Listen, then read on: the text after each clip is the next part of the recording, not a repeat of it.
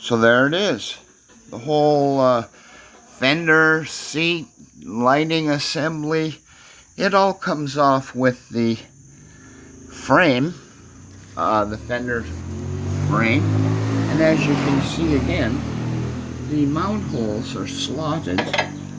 As well, we've got studs here, but on the frame of the bike, the mount holes are slotted so that you just have to loosen everything and it just comes off as a unit. Very well designed. You see, I just loosened the bolts, and good idea. Anyway, so that's off. I like the look of it already. More of a bobber look. I'm going to take the front fender off next and lose the mirrors. Put the seat back on. And that's enough for one day.